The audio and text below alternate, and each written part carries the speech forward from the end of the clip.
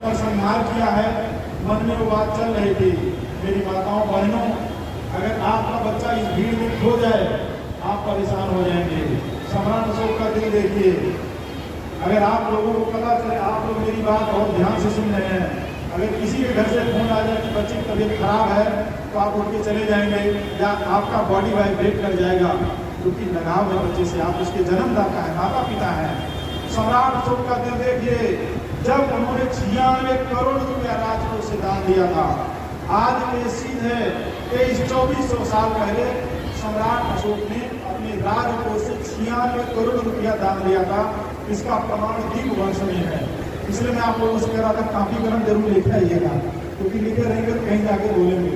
लेकिन याद रखिए, कोई बात नहीं है। 96 करोड़ उन्होंने राजकोष से दान कर दिया और 60,000 गौ भिक्षुओं को भोजन कराया। उसमें से 40,000 जो जनेऊ पहन के आए थे बौद्ध भिक्षु के रूप में, उनको निष्कासित किया सम्राट अशोक ने। बोला ये दान लेने के लिए बौद्ध भिक्षु का रूप धारण करके आए हैं, इनको मैं सफेद वस्त्र पहना करके यहाँ से धर्मसभा से निष्कासित करता हूँ। इसके बाद साथियों जो है, सम्राट अशोक ने कहा मोगरीपुत्र से कि हे आचार्य, अब मैं क्या हूँ, अब मेरी क्या हैसियत है, मैं दायक हूँ कि दाता हूँ। तब मोगरीपुत्र ने कहा कि हे सम्राट अशोक, अभी आप दाता हैं, यानी कि अभी आप दानी हैं, अभी आप धर्म के दायक नहीं हैं। दायक मतलब पालन करता, पालनहार। आपने दान कर दिया, थोड़ा ज्यादा दान कर दिया है, इससे अलावा आप कुछ नहीं है। तो उन्होंने कहा मुझे क्या करना चाहिए। तब मोगरीपुत्र ने कहा कि हे सम्राट अशोक, संसार में जिस व्यक्ति के पास उसके पास सबसे प्रिय वस्तु है, अगर वह उसको दान कर दे तो दुनिया में सबसे बड़ा दान उसको माना जाता है। तो सम्राट अशोक ने कहा कि हे मोगरीपुत्र आचार्य, मेरे पास सबसे प्रिय वस्तु क्या हो सकती है। तो मोगरीपुत्र ने कहा कि धर्म के कार्य में जो अपने बच्चों को दान कर देता है, दुनिया में उससे बड़ा दान कोई नहीं होता है। अब आप समझिए साथियों, कि सब माताएं बहनें अपने बच्चों को पकड़ के बैठी है और सम्राट अशोक ने फिर कहा मोगरीपुत्र से कि हे मोगरीपुत्र आचार्य, मैं अपने वहां पे महामहेंद्र खड़े थे, वहां पर संघमित्रा खड़ी थी। तब उन्होंने महामहेंद्र से पूछा कि बेटे तुम्हारी क्या इच्छा है। तो उन्होंने कहा हे पिता, मैं आपके वचन का पालन करता हूँ और मैं धर्म में अपने आप को आपकी तरफ से दान होने के रूप में स्वीकार करता हूँ। उस समय महामहेंद्र की उम्र जो है 20 साल थी और संघमित्रा की उम्र 18 साल थी, यानी कि 2 साल बड़े थे महामहेंद्र अपनी बहन से। साथियों, 20 साल का जो राजकुमार सम्राटों की बेटियों से शादी कर सकता था, जिसका संबंध श्रीलंका और यूनान तक था। चंद्रगुप्त के दरबार में सेल्यूकस था, जिसने इंडिका नाम का ग्रंथ लिखा था। और चंद्रगुप्त की आर्मी ने जो है यहाँ से यूनानी राजाओं को मार मार के भगा दिया था। सिकंदर के 2 कमांडर इन चीफ का मर्डर करने वाले आपके यही मगध साम्राज्य के एक और वर्षीय शासक थे, जिसमें चंद्रगुप्त मौर्य की विशाल आर्मी थी। मैं अभी आगे उस पर चर्चा करूँगा साथियों। उसके बाद संघमित्रा बड़े बड़े राजकुमारों से शादी कर सकती थी, लेकिन उन्होंने दान होना स्वीकार किया और सम्राट अशोक ने अपने पुत्री और पुत्र को दोनों को भरी सभा में दान कर दिया। उसके बाद सम्राट अशोक पाटलिपुत्र पटना से निकले और पटना से अपने विशाल आर्मी के साथ निकले और अपने विशाल आर्मी के साथ वो बोध गया आए। और बोध गया आए उस समय एक विश्वकर्मा थे। हमारे बहुजन समाज के लोग विश्वकर्मा जयंती अभी मनाए हैं। ये विश्वकर्मा कोई और नहीं है, ये विश्वकर्मा वही है। ध्यान दीजिएगा, उनके बारे में बता रहा हूँ। तो सम्राट अशोक ने कहा कि भगवान बुद्ध ताम्रपर्णी गए थे, यानी भगवान बुद्ध श्रीलंका गए थे। तो भगवान बुद्ध की पावन स्मृति में मैं नाना देश प्रचार के लिए जो 8 अद्भुत विद्वानों को नियुक्त किया हूँ, 8 दिशा में भेजा है। यूनान में भेजा उन्होंने बौद्ध धर्म के प्रचार के लिए, उन्होंने महिष्मति भेजा, हिमालय के साइड भेजा, गांधार में भेजा और यूनान में प्रचार करने के लिए जिस महान विद्वान को उन्होंने भेजा उनका नाम था महारथी। और जिन्होंने 1892 के आसपास में शिकागो सम्मेलन की अध्यक्षता किया था, विश्व धर्म संसद लगी थी। वहाँ के विद्वान थे ए मैकेंजी, और ए मैकेंजी ने किताब लिया बुद्धिज्म इन प्री क्रिश्चियन ब्रिटेन, यानी ईसा मसीह से पहले ब्रिटेन में बौद्ध धर्म था।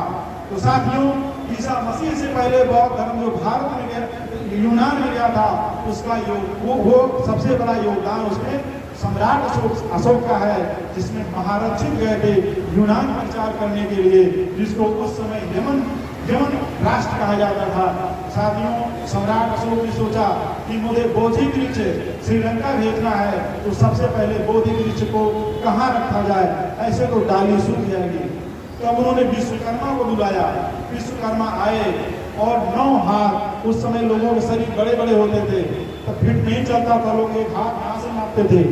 9 हाथ की खुदाई में सोने का कड़ाहा बनाया गया, 10 हाथ की गहराई का सोने का कड़ाहा बनाया गया, और 8 अंगुल मोटाई का सोने का कड़ाहा बनाया गया। और उस सोने के कड़ाहे को लेकर के सम्राट अशोक पाटलिपुत्रा से रवाना हो गए बोध गया के लिए। और बोध गया जब आते हैं तो उन्होंने बोध वृक्ष की सबसे पहले पूजा किया। पूजा करने के बाद उसकी दक्षिणी डाली को कटवाया। उन्होंने कहा कि मैं बोध वृक्ष को प्रहार नहीं करूंगा, इसे बहुत सलीके से, उस समय का जो लेजर लाइट था कुछ इस तरह से यंत्र मैं आपको बता सकता हूँ बाद में, उन्होंने किस तरह से बोधि वृक्ष को सलीके से काटा। ना तो किसी तलवार से कटवाया, न तांगी को लाड़ से कटवाया, वो इतने सलीके से कटवाया कि उसको नुकसान न पहुंचे। फिर कड़ाहे में रखा, और कड़ाहे में रख करके सम्राट अशोक 8 राजकुमारों को लगाया बोधि वृक्ष को लाने के लिए। 8 राजकुमार बोधि वृक्ष को, पहलवान जैसा उस समय के लोग और विशाल आर्मी अपने कंधे पे लिया, और वहां से बोधि गया से लाकर के पाटलिपुत्रा में रखा। राजमहल के सामने उन्होंने बोधि वृक्ष की दोबारा पूजा किया। दोबारा पूजा करने के बाद सम्राट अशोक ने एक पानी वाला जहाज बनाया। पानी वाले जहाज में 11 बौद्ध भिक्षुणियों को तैयार किया जो अर्हत प्राप्त भिक्षुणियां थी, और वह भिक्षुणियां संघमित्रा के साथ हो गई। ढेर सारे आमात्य थे, तो संघमित्रा को पानी वाली जहाज पर बैठाया, और महामहेंद्र को पानी वाली जहाज पर बैठाया, और घुड़सवारी के साथ, रथ के साथ विशाल आर्मी लेकर के विंध्य पहाड़ के जंगलों को क्रॉस करते हुए सम्राट अशोक ताम्रपर्णी पहुंचे। ये वही ताम्रपर्णी है जिसको वर्तमान में मिदनापुर कहते हैं, जो कि पश्चिम बंगाल में है। सम्राट अशोक ने बंगाल की खाड़ी के सामने बोधि वृक्ष को उठवाया और फिर पूजा किया। और फिर पूजा करने के बाद सम्राट अशोक ने जब बोधि वृक्ष को 8 राजकुमारों के माध्यम से, विशाल आर्मी के माध्यम से हिंद महासागर में उतारे, तो हिंद महासागर में जब बोधि वृक्ष जाने लगा, बेटा बेटी जाने लगे, दान कर दिया। इस शायद मैं दोबारा संघमित्रा को नहीं देख पाऊंगा, क्योंकि जिस चीज को आप दान कर देते हैं, जैसे एक सर ने ढोल दान किया, और ढोल जो बजाते हैं उनकी हो गई, दान देने वाली और ढोल नहीं रही। तो जब अब उन्होंने अपने पुत्री को और पुत्र को दान कर दिया, तब उनके पुत्र और पुत्री नहीं रहे। आगे देखिए साथियों, सम्राट अशोक पुत्र और पुत्री को पानी वाली जहाज में बैठा करके जब हिंद महासागर में उतार दिया और वो पानी वाली जहाज जाने लगी, तब सम्राट अशोक बोधि वृक्ष को देख करके हिंद महासागर के सामने भारत का सम्राट, दुनिया जिसे लड़ने के लिए डरती थी, कलिंग युद्ध में लाखों लोग मार लिए गए, उस सम्राट से जो आंख नहीं मिला सकता था, वो सम्राट अशोक बोधि वृक्ष को देख करके हिंद महासागर के सामने फूट फूट करके रोने लगे। शायद मैं दोबारा बोधि वृक्ष को नहीं देख पाऊंगा। बेटा और बेटी को देख करके सम्राट अशोक नहीं रो रहे थे, बोधि वृक्ष की टहनी डाली को देख करके रो रहे थे, जो श्रीलंका जा रहे थे। श्रीलंका जब पहुंची, वहां पे उस समय भट्टरामणी थे, वहां के राजा लोग कमर भर पानी में उतर गए हिंद महासागर में कि बोधि वृक्ष का हम वेलकम करेंगे। बड़े बड़े राजकुमार, राजे रजवाड़े उतर गए, पूरी श्रीलंका की आर्मी उतर गई, और बोधि वृक्ष को हाथ में लेकर के कंधे पर उठाया। कंधे पर उठाने के बाद श्रीलंका के अनुराधपुर में लाकर के लगाया। अनुराधपुर में वहां पर संघमित्रा रहती थी, और वहां पर जो है महामहेंद्र रहते थे। धीरे धीरे श्रीलंका में बहुत फैलने लगा। साथियों लेकिन एक बात इसमें छूट गई। जब सम्राट अशोक ने पूछा संघमित्रा से और महामहेंद्र से, तो दोनों ने कहा कि बिल्कुल मैं आपकी तरफ से दान हो गया हूँ। तब महामहेंद्र को पढ़ाने का काम जो है, जो संस्कार करवाया था, वो महादेव ने कराया था, महादेव स्थिर ने करवाया था, महादेव स्थिर ने करवाया था और दूसरे आचार्यों ने पढ़ाया था। इसके अलावा संघमित्रा को धम्मपाला नाम की एक अरहत विद्वान विप्री थी, उन्होंने पढ़ाया था। आयुपाला नाम की विद्वान विप्री थी, अरहत प्राप्त थी, उन्होंने पढ़ाया था। एक बार इतिहास के प्रोफेसर ने मुझसे कहा कि ये बताइए भगवान बुद्ध के समय में या उनके बाद कोई महिला भी विद्वान थी कि सब शिष्याएं ही थी? हमने कहा जितनी शिष्याएं थी सब विद्वान थी, नंबर एक। नंबर दूसरी बात, सम्राट अशोक के राजमहल में जो विद्वानों ने त्रिपिटक का पूरा अध्ययन कराया था संघमित्रा को, और त्रिपिटक का पूरा अध्ययन कराया महामहेंद्र को, वो महान विद्वान थे। और जो 11 बौद्ध भिक्षुणियां गई थी संघमित्रा के साथ, वो प्रकांड विद्वान थी, और इसीलिए उन प्रकांड विद्वानों की वजह से सिंहली बोलने वालों ने पाली भाषा समझ लिया। और जैसे आपके सामने कोई तमिल भाषा में बात कर नहीं समझ पाएंगे, लेकिन लालसा है तो समझ जाएंगे, तो सिंहली बोलने वालों ने समझ लिया। इसके अलावा साथियों, वो लोग ऐसे नहीं कि सिर्फ बौद्ध वृक्ष को लेकर के पूरा त्रिपिटक साहित्य लेकर के गए, और यहाँ पे पाली भाषा में, प्राकृत भाषा में त्रिपिटक साहित्य के जितने ग्रंथ थे, विनय पिटक, सूत्र पिटक, अभिधम्म पिटक, सूत्र पिटक में बहुत सारे ग्रंथ आते हैं, मध्यम निकाय, दीन निकाय, संयुक्त निकाय, अमृतकर निकाय, बहुत सारे ग्रंथ आते हैं। उसी तरह से आपका जो है अभिधम्म पिटक है, विमान वस्तु, क्रोध वस्तु, और क्या नाम है, कथा वस्तु, बहुत सारे ग्रंथ आते हैं, पठान, बहुत सारे ग्रंथ आते हैं। फिर आपके जो है जो शुद्ध पिटक में है, फेर गाथा, फेरी गाथा, धम्मपद, शुद्ध निपात, बहुत सारे ग्रंथ आते हैं। इन सारे ग्रंथों को लेकर के श्रीलंका गए थे और इस पे अट्टकथा लिखवा करके ले गए थे। और वही अट्टकथा जब भारतीय विद्वान आशुतोष गए पढ़ने के लिए, तब वहाँ के विद्वानों ने उनको कहा कि हम आपको अट्टकथा लिखने नहीं देंगे। तो मेरी माताओं बहनों, बौद्ध धर्म का इतिहास बहुत विशाल है। बौद्ध धर्म को फैलाने में जितना पुरुषों का योगदान है, उतना ही बड़ा योगदान महिलाओं का भी है। जैसे समझ लीजिए साथियों, मैं यहाँ भाषण दे रहा हूँ, और अगर मेरे परिवार में कोई दिक्कत आ जाए तो मैं काम नहीं कर पाऊंगा। भगवान बुद्ध को पैदा किया एक औरत ने, माता महामाया ने, उनके पुत्र को जन्म दिया माता यशोधरा ने। भगवान बुद्ध सिद्धार्थ गौतम के रूप में शादी हुई माता यशोधरा से हुई। हम उनको माता कहते हैं, हमको माता ही कहना चाहिए, हम लोग को ये कभी नहीं कहना चाहिए यशोधरा यशोधरा, नहीं, सम्मान से हमें वो माता की, क्योंकि भगवान बुद्ध हमारे पिता हैं, तो उनकी जिससे भी शादी हुई हमारे लिए माँ है, वो हमारी माँ है। साथियों, इधर सम्राट अशोक ने अपने बच्चों को दान कर दिया और पूरा राजमहल छोड़ करके बोध वृक्ष के नीचे सिर्फ लंगोट मार करके ध्यान लगाया था, वज्रासन लगाया था। और बाबा साहब डॉक्टर B.R. अम्बेडकर जब बड़ौदा रियासत के यहाँ पढ़ने आए नौकरी करने के लिए, तब उनको कमरा जब नहीं मिला, एक पारसी के उसमें जब कमरा मिला तो वहाँ से निकाल दिए गए। तो पारसी के जो गेस्ट हाउस था उसके स्टोर रूम में रहने लगे, वहाँ कुर्सियाँ थी, चमगादड़ थे। तब बाबा साहब ने कहा कि मैं वहाँ दीपक जलाया और पढ़ना शुरू कर दिया, जिसमें अंधेरा था, धूल था, गर्दा था, मुझे डर था कि मैं मार दिया भी जाऊँगा। और तथागत समय खुद पूरा राजमहल छोड़ करके बोध वृक्ष के नीचे विशाल जंगल के सामने बैठे हुए थे। सम्राट जो अपना सब कुछ छोड़ दिए थे। तो आप उस बात से लिप्त लीजिए, जहाँ जितने बच्चे नौजवान युवा साथी हैं, जो लोग ये सोचते हैं उनके पास पैसा नहीं है, याद कीजिए बाबा साहब की वह शुरुआत जब धुपकार दिए गए थे, बंद कमरे में चिराग जला करके पड़ रहे थे बड़ौदा में, और वही सम्राट अशोक सब कुछ छोड़ दिए, वही तथागत संजय संबुद्ध बोध वृक्ष के नीचे उन्होंने ध्यान लगाया। साथियों, बौद्ध धर्म का भारत में पतन हुआ, इसके लिए हमारे लोग ब्राह्मणवादी ताकतों को आलोचना करते हैं, करना चाहिए, लेकिन इनका योगदान मात्र 30% है, इससे ज़्यादा नहीं है।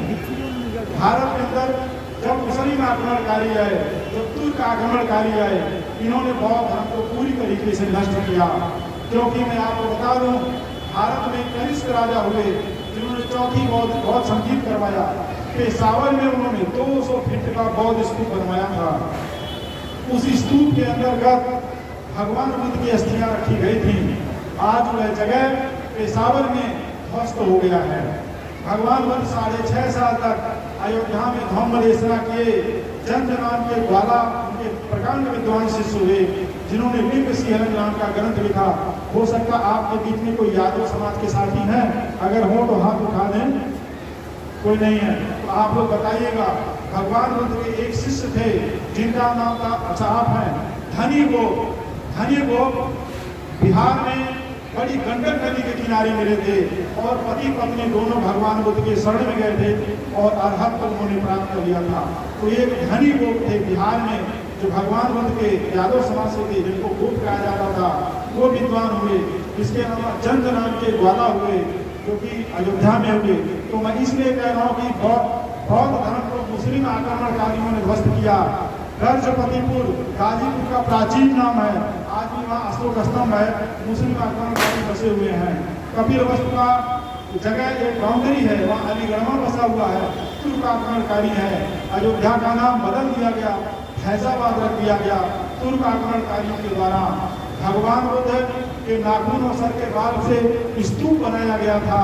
आपके जो है प्रयाग प्रतिष्ठान में वह जगह ध्वस्त कर दी गई और उस इलाहाबाद बना दिया गया। ये प्रयागराज को खत्म करके उस जगह का नाम इलाहाबाद रख दिया गया। और मेरे मोबाइल में फोटो है, और कभी आप लोग बोधगया गए होंगे। बोधगया के जस्ट बगल में एक दरगाह बना हुआ है, बोधगया के जस्ट बगल में एक मस्जिद बना हुआ है, जो तुर्क आक्रमणकारियों के द्वारा बना हुआ है। आप जब सारनाथ में जाएंगे, सारनाथ के जस्ट सामने एक छोटा सा शहीद बाबा का मजार इन्होंने बनाया है। शहीद का मतलब वही होता है जो इस्लाम के लिए युद्ध किया और मारा गया। तो युद्ध करने की क्या जरूरत है? हमारे यहाँ धर्म का प्रचार करने के लिए लोग युद्ध छोड़ दे रहे हैं, सम्राट सब तलवार छोड़ रहे हैं। प्रेम से धर्म फैलता है, युद्ध से धर्म नहीं फैलता है। और बाबा साहब डॉक्टर B.R. अम्बेडकर ने कहा कि तुर्क आक्रमणकारियों ने जब बौद्ध धर्म को ध्वस्त किया तो अब ये बुद्ध को बुद्ध कहते थे, क्योंकि धा अक्षर अरबी भाषा में नहीं है। तो ये बुद्ध को बुद्ध कहते थे और बुद्ध को पूजने वालों को बुद्ध परस्त कहते थे और बुद्ध परस्ती कहते थे। मूर्ति पूजने वालों को बुद्ध परस्त कहते थे और बुद्ध पूजने को बुद्ध परस्ती कहते थे। साथियों, बाबा साहब ने लिखा decline and fall of Buddhism, counter and revolution counter में एक अध्याय है। क्रांति और प्रतिक्रांति किताब का नाम हिंदी में है। उन्होंने कहा बौद्ध धर्म का उत्थान एवं पतन में लिखा है भारत में ये मुस्लिम आक्रमणकारियों के द्वारा बौद्ध धर्म नष्ट हुआ।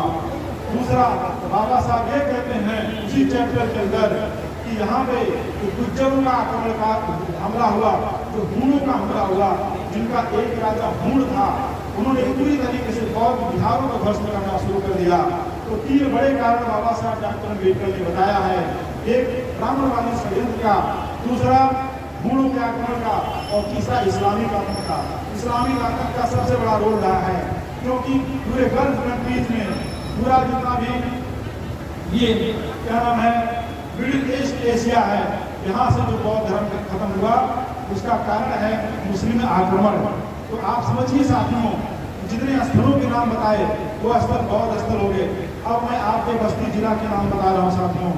एक महादेवा जगह है, ये महादेवा जो है ये भगवान बुद्ध के नाम पे पड़ा है, क्योंकि भगवान बुद्ध को महादेव भी कहा जाता है। ठीक है, कहते हैं चरित विखवे चारिकन बहुजन हिताय बहुजन सुखाय लोकानुकंपाय अथा हिताय सुखाय देव मनुष्यानंद। और कई जगह देव उनको कहा गया है जो बौद्ध धर्म में महापुरुष में है, जिनके अंदर शील समाधि प्रज्ञा थी, जो उस लेवल को प्राप्त किया। भगवान बुद्ध का एक नाम सिद्धि विनायक भी है। क्यों? क्योंकि जिन्होंने विनय पिटक को अपनी ज्ञान के माध्यम से सिद्ध कर दिया, वही सिद्धि विनायक है। और बाबा और जो लोग हाथी की पूजा करते हैं वो भगवान बुद्ध के रूप में है। तो साथियों, महादेवा के जस्ट बगल में एक जगह है बेहरीन बुद्ध विहार, आप लोग जानते हैं, गए भी होंगे। भगवान बुद्ध से ठीक पहले वहाँ कश्यप बुद्ध थे, जिसका प्रमाण मध्यम निकाय के घटिकार सूत्र में है।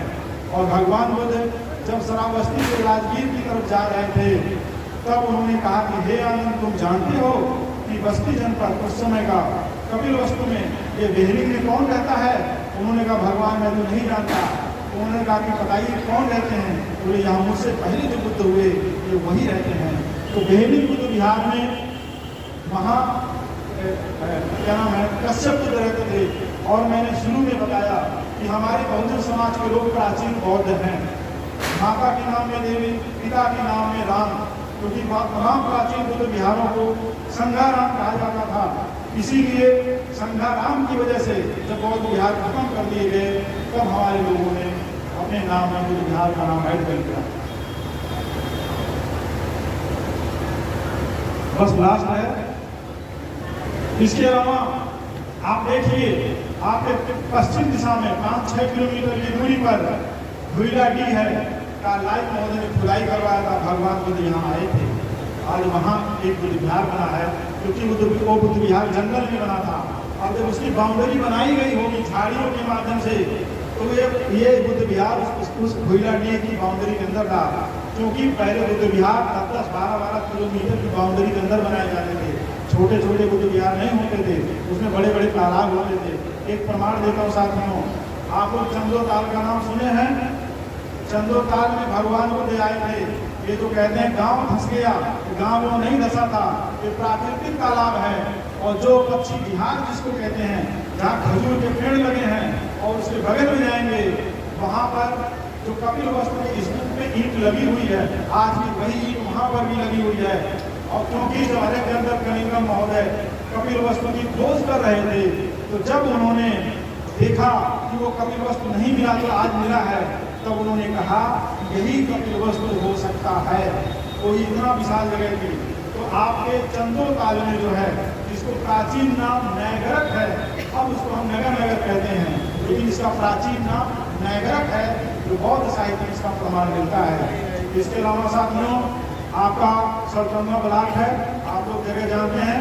इसका प्राचीन बौद्ध ग्रंथ भी, जिसका नाम सालवाटिका पड़ता है। एक मनौवा ताल जगह पश्चिम बस्ती में जाएंगे, बस्ती में 20-25 किलोमीटर की पूर्व दिशा में, पूर्व दक्षिण में मनौवा ताल है। भगवान बुद्ध वहाँ पर भी आए थे। क्योंकि साथियों, हम लोग साथ जनपद के रहने वाले लोग हैं। और एक बात आप लोग गौर से सुन लीजिएगा, हम लोग भगवान बुद्ध के असली वारिस हैं। क्योंकि माता महामाया कोली वंश की थी, और इन्हीं कोरियों को कालांतर में कोरी कहा जाने लगा। और ये कोरी चमारी कोरी है, ये वहीं पे आया। जैसे आप गांव में जाइए, एक बूढ़ी माँ से पूछिए कि दादी ये बतावा केला तो कहीं वो केरा, तो लाख कहने की परंपरा रही है। इसके अलावा लोग जो है साले को सार कहते हैं, है ना, हर को हर कहते हैं। तो माता की जो महामाया थी, कोली वंश की थी, और ये कोली ही राष्ट्र में चल करके कोरी बन गया। क्योंकि बाबा साहब ने Who were the untouchables and why they became untouchable, अछूत कौन और कैसे नामक किताब में लिखा है। जो आज जो अछूत हैं, यही प्राचीन बौद्ध हैं, और बौद्धों को ही अछूत बनाया गया। और ओशो ने पूरी दुनिया के सामने कहा कि जो चमार है यही प्राचीन बौद्ध हैं, यही असली बौद्ध हैं। और भगवान बुद्ध के समय में तमाम जाति धर्म के लोग भी उनके शिष्य थे, तो साथ में पैदा हुआ। मेरे बस मेरे बस की बात नहीं। ये बात बाबा साहब ने गुस्से में कहा था, क्योंकि हमला लोगों का बढ़ गया था। असली बात ये नहीं है। बाबा साहब ने अपनी सारी किताबों में इस बात को लिखा है कि untouchable were never part of the Hindus. जो अछूत हैं वो कभी हिंदू थे ही नहीं। और अछूत कौन और कैसे, इस किताब में बाबा साहब ने लिखा है कि जो बौद्ध थे इनको अछूत बना दिया गया। जब बौद्ध ही अछूत बने तो बौद्ध तो कभी हिंदू थे ही नहीं, और बौद्ध ही सनातन है। इस बात को बड़ी गहराई से समझना है साथियों जो है। तो मेरे पास तो बहुत सारा मटेरियल, मैं पूरी रात बोल सकता हूँ, लेकिन आपने इतनी गौर से, इतनी ध्यान से सुना, तो आप लोग को धामी विजयदशमी की बहुत बहुत बधाई। और आप लोग एक काम जरूर करें, पर डे अपने घर में एक दिया जरूर जलाएं भगवान बुद्ध के सामने, और विपස්සना जरूर करें, क्योंकि उसी विपස්සना विधि से भगवान बुद्ध समय संबुद्ध बने थे। और जब आपका बेटा भगवान बुद्ध को देखेगा कि मेरी माँ दीपक जला रही है, तो वो बेटा भगवान बुद्ध बनना चाहेगा, उनके आदर्शों को चलना चाहेगा, एक बार दिया जरूर जलाएंगे। हालांकि मेरी माताएं बहनें चमरिया माई की पूजा करती हैं और हमारे समाज के लोग कीर्तन गाते हैं। इस पर मैंने रिसर्च किया कि बात क्या है। काफी लोग विरोध किए, नहीं, किसी चीज का विरोध करने के लिए तुरंत सोचिए कि हमारे पुरखे जो करते आए हैं, एक व्यक्ति ने जो समाज करता आया है वो गलत नहीं है, उसका इतिहास से कहीं न कहीं जुड़ाव है, उसको ध्यान दीजिए। अब मैं इस बात को कह रहा हूँ साथियों, जो पूरे चमारों की माँ है वो कौन है? हमारी माँ तो अलग है, आपकी माँ अलग है, सबकी माँ का नाम अलग अलग है, लेकिन हम कह रहे चमरिया माई, आप भी करें, हम भी करें, हम भी करें। ये चमरिया माई कौन है? अब देखिए उनकी पूजा कैसे होती है, कीर्तन से होती है, पचरा गा के किया जाता है। इस पर ध्यान दीजिए, पचरा में गाना शुरुआत होती है, अरे महार माया।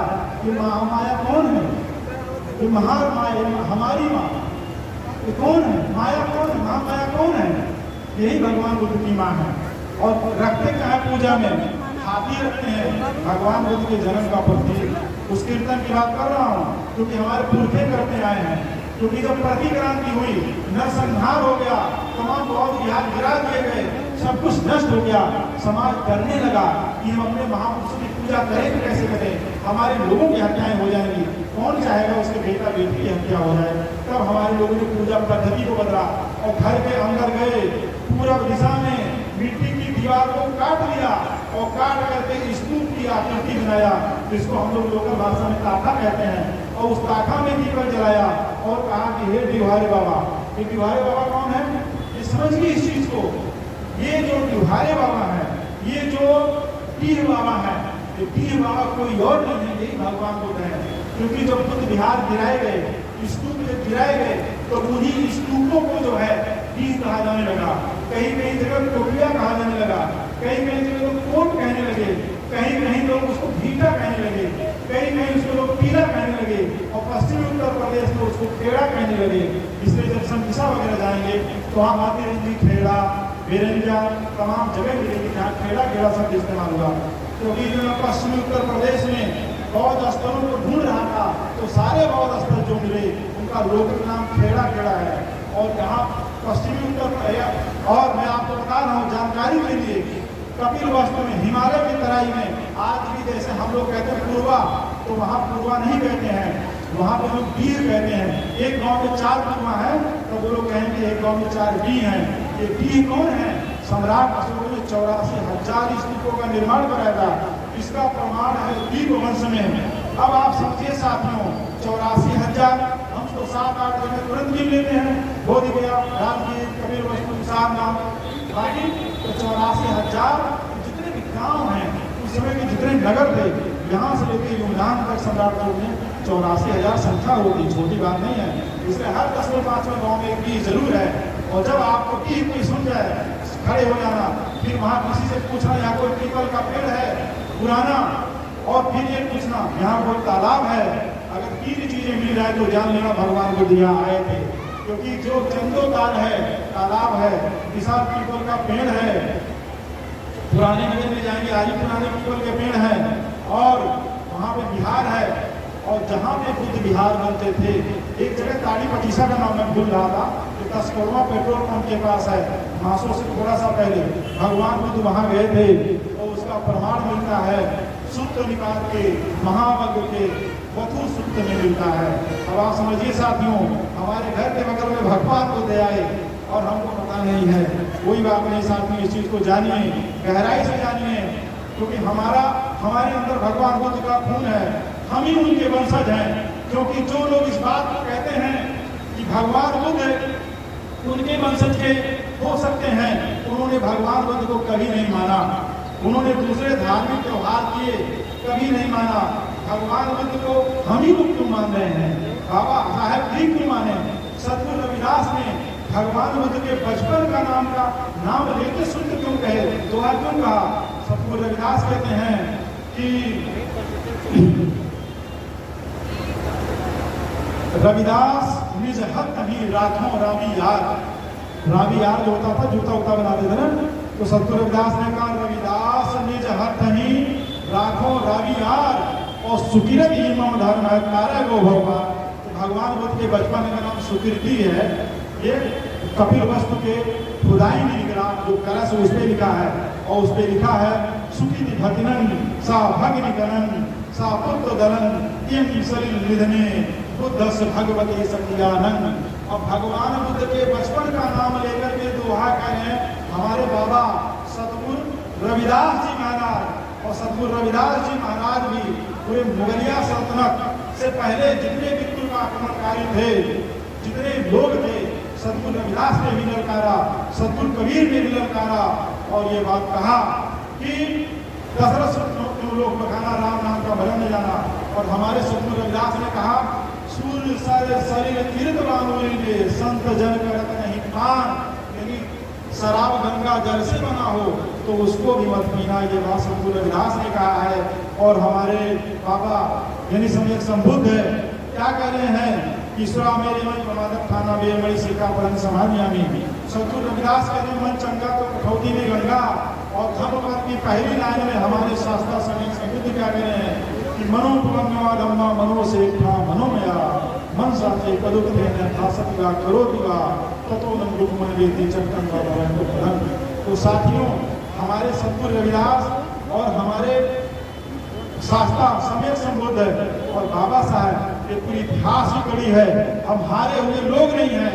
जो लोग ये कहते हैं कि हम हारे हुए लोग हैं उनको जाके बताना हारे हुए वह लोग हैं जिन्होंने मुगलिया सल्तनत से समझौता कर लिया था, रोटी बेटी का संबंध कर लिया था। हारे हुए वह लोग हैं जिन्होंने अपनी धर्म संस्कृति को भूल करके धर्म परिवर्तन किया। मुझे आज तक एक ही चमार नहीं दिखाई दिया जो मुसलमान बना हो। इससे बड़ी बात क्या होगी जब मुगलिया सल्तनत इस्लामी ताकत इस देश के अंदर हावी थी तब हमारे लोग सतगुरु रविदास के साथ पीछे चलते हुए जय रविदास का नारा लगा रहे थे। और हमारे सतगुरु रविदास जी अपनी सूक्ष्म वाणी दर्शन के माध्यम से तत्व मीमांसा मेटाफिजिकल एनालिसिस से अपनी बात कह रहे थे और कबीरदास को भी समझा रहे थे। और वही कबीरदास जी ने कहा कि हमारा साहेब बेगमपुर का रवैया यानी हमारे वही साहेब जो बेगमपुरा शहर बनाना चाहते हैं जहाँ कोई गम ना हो।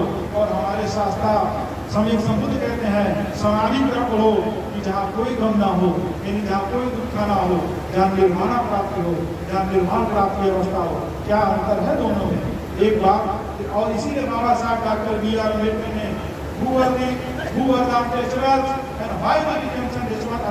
और कैसे में वह किताब सतगुरु रविदास को समर्पित किया है बाबा साहब ने। और ये छोटी बात नहीं है साथियों, ये हमारे लिए बहुत बड़ी बात है।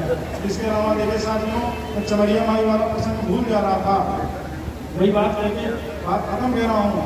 तो अगर आपसे कह दिया जाए कि सारनाथ का स्तूप ध्यान से देखो और दीवार में काट करके सारनाथ का स्तूप बनाओ तो जैसे आप उसको काट करके बनाएंगे तो एक काठा का रूप बन जाएगा यानी वह स्तूप का रूप बन जाएगा।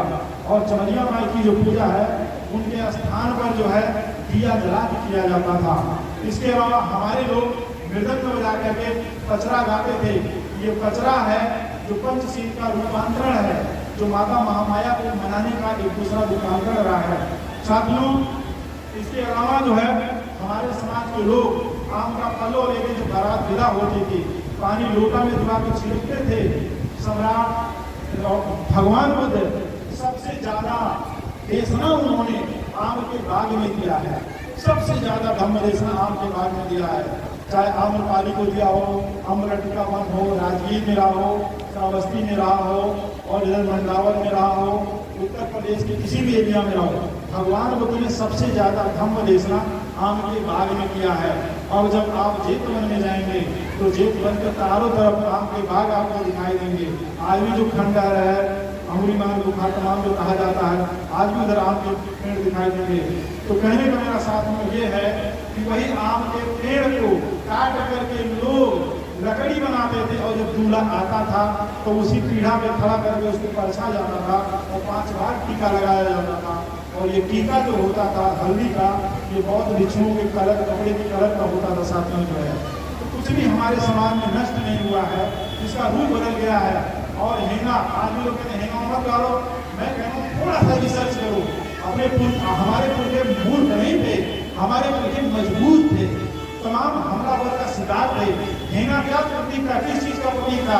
वो अशोक स्तंभ का प्रतीक था। ये छोटी बात नहीं है साथियों, हमारे पुरखों ने कोई कर्मकांड नहीं किया है, हमारे यहाँ पुरोहित कभी नहीं आए। हमारे पुरखे शादी विवाह जीवन मरण के जो भी संस्कार किए वो वैज्ञानिक तरीके से किए। इस धरती की वनस्पतियों को शामिल किया, फल फूल को शामिल किया, जल को शामिल किया, अनाज को शामिल किया। ये छोटी बात नहीं है साथियों। इसीलिए जब भी झमरिया माई की पूजा होती है तो लोग कहते हैं कि 5 प्रकार का मेवात लाना।